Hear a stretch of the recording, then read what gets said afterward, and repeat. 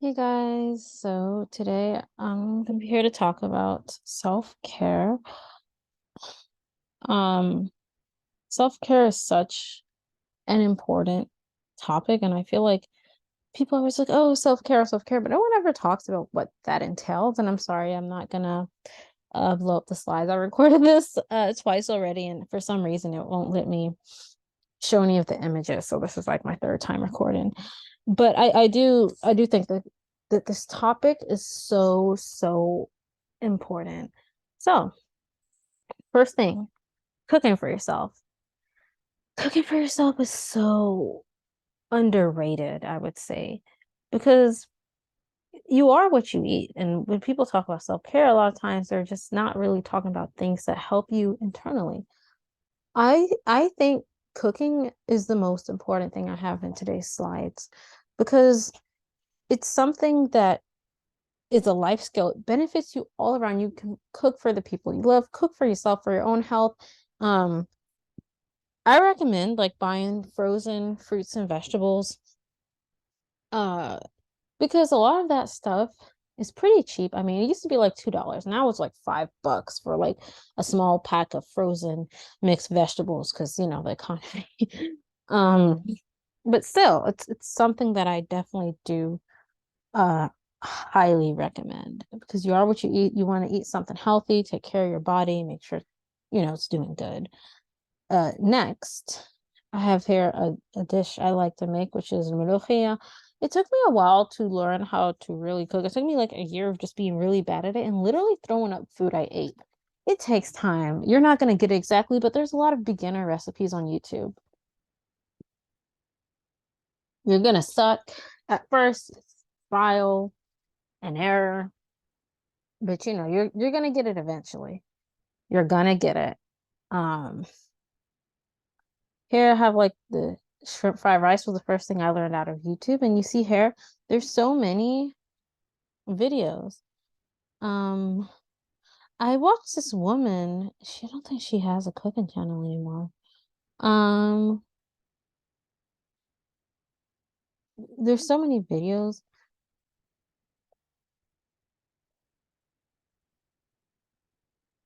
Um, oh, she's not, no, she doesn't have a channel anymore. She was like, it was like healthy Chinese food. Um, oh, here she is. Yes, I love her videos. Um, she did the shrimp and broccoli thing. I forgot. Yeah, the stuff is so easy and simple, but it's so healthy. So I recommend you guys go watch Chinese Healthy Cook. I love her videos. Um, I mean, really doing one of her recipes was the first time I actually managed to cook something decent. So yeah, like definitely there's people on YouTube that are really good at cooking that just show you all the recipes. You don't have to. I mean, I have a bunch of cookbooks too. You can get cookbooks to help. I mean, it's cooking is something that's so great. Um, and then I guess when you're in someone's channel, you can like look up stuff. I don't know how you turn that on, but yeah, you can go to their popular recipes. This was the first thing I learned to cook. Oh, it was so good. And it tasted like a Chinese restaurant stuff, except for when you're in the restaurant, you don't know if it's sanitary, you don't know if it's good. You have no idea if the cooking is clean. Because a lot of times, like I have over here, someone's working at a shop, they don't really care, they're just trying to get the orders in and out.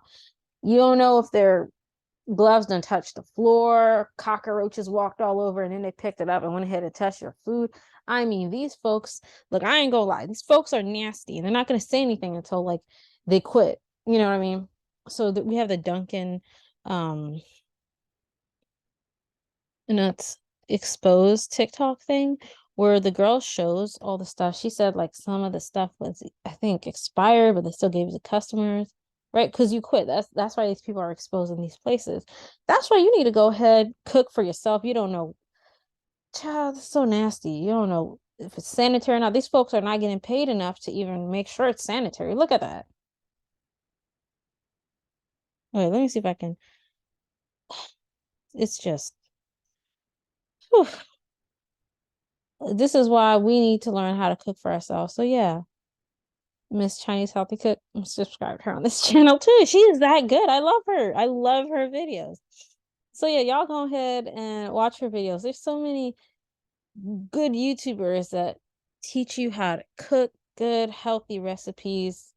Um, and the food tastes great, just like a restaurant, but you make it at home and it's clean. You don't gotta have nobody out here, you know, not cleaning stuff unsanitary. Look how everything is dirty. Look, cooking at home should be the new trend because these places are nasty. Next, we have skincare. So here I have a girl doing a gua sha. Really, skincare is not something I would have really considered. I just tried it because I had a friend and he was having skin issues. And he tried skincare and it really helped that stuff. All the acne he had on his face. But yeah, definitely skincare. Like a lot of people judge you by how you look. I think making sure you look presentable and making sure you're always presentable in that way is such an important thing to do. So important. So yes, make sure that skincare, make sure you got it together because you're definitely going to be judged based on how you look. And also taking care of your skin, it makes you feel good. It's good in general, really. Hair, doing your hair. I'm someone with very dry, brittle hair. It just falls off. There have been times where I was like in a hospital, sick, and the nurses, it wasn't an area with a lot of people of color. It's a predominantly white area. And child, oh, let me tell you, they had my hair like they took out the bun and everything and it was just up in the air and then like it started to turn to dreads. It was disgusting. I'm one of those people where like I can literally do almost nothing and my hair will turn to dreads like that. It's really, really bad. But I do think like for everyone should take care of their hair, not just me, as someone with very dry, thick hair. You gotta always be presentable. People judge you on how you look, and I don't know at which. Okay, I'm not trying to be for controversial. I don't know when this happened, but at some point people stopped caring about how they looked or whatever, and it started to be this thing where it's like, oh, I'll just wear like whatever. People used to walk out here presentable, um, suit and tie, everything every day. And I'm nothing wrong with dressing comfortable, but make sure you are presentable because even in business spaces, wherever you go, you are going to be judged by how you dress. So yes, making sure your skin is clear, you don't got all this stuff in your face, guck muck. And it is sad that people are really that vain, but it's a real thing. I noticed when I started like doing skincare, taking care of myself, I got treated completely differently. And it's just the smallest changes, really. And I mean, do it for yourself, don't do it for everyone. But I'm just letting you guys know that these things really make a difference. And it's really taking care of yourself also. So something you should definitely do. Journaling, something that I think is a lost, or is it a lost art amongst people our age? People used to journal, write short stories, write poems, all these things. Nobody really does that anymore in this generation. I really wish more people did it. You could write about what you're grateful for the day. Um, there's so many things you could write about. I started like some type of positivity journal in 2020, where it's just like, hey, like good things that happened today, or you could write about, regular diary, or you could write about so many things. I mean, even like there's Hitsu, which is like the Japanese literature consisting of loosely connected personal essays, fragmented ideas, about like the author's surroundings. That's also something that's really cool. I mean, there's so many things you can write about. One thing I like about Suihitsu is like you don't have to sit there and write out large chunk of text, but you can sit there and you can say, hey, I'm going to write about what happened today. Or and then you might write a poem. And then after that, you might actually write about your opinion on something. So I remember reading some Zoihitsu from the Heian area in Japan, and one of the opinions it was from a court lady, and she just had an opinion. She's like, opinions on poor people. Yeah, poor people, specifically poor women, should not be allowed to grow out their hair. Like, no, they should be cut off. It looks just like crazy, but it's something as simple as that, as ridiculous as it is. It's just really your opinion. That's what it is.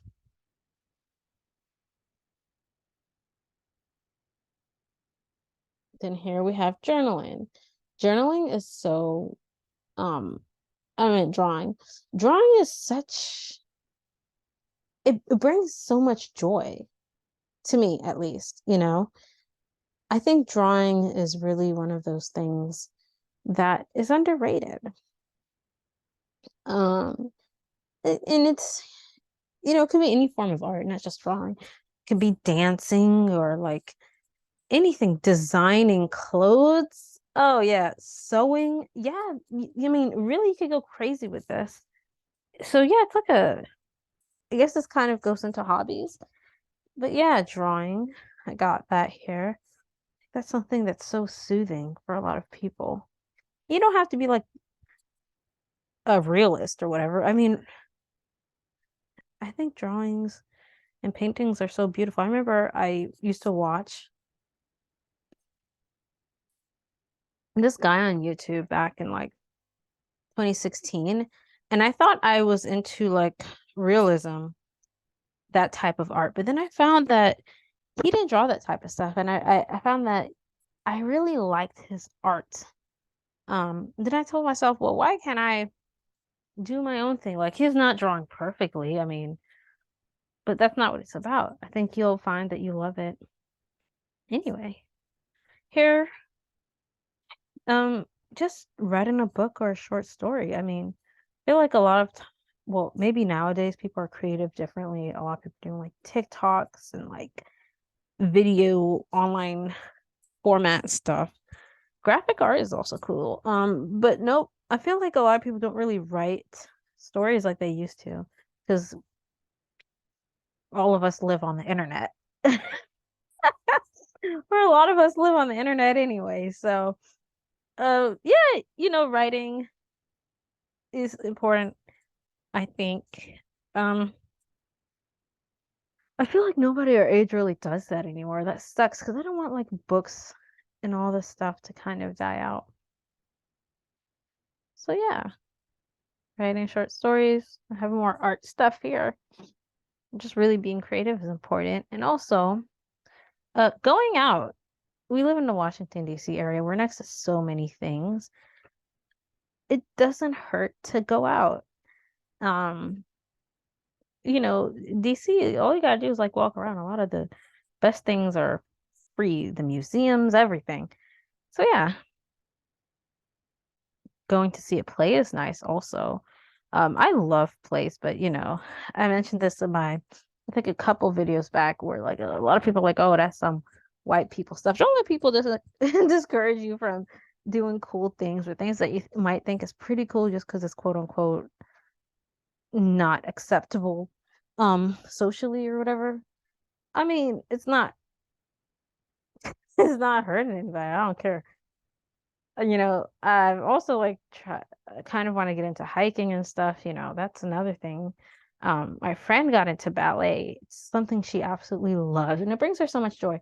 I think these self-care routines slash hobbies really should function as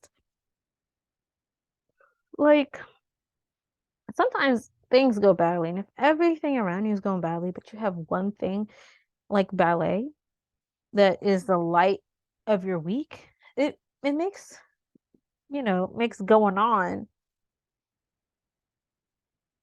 a little bit easier. You just got to keep pushing. And when you enjoy something, yeah, like deadlifting or track and field,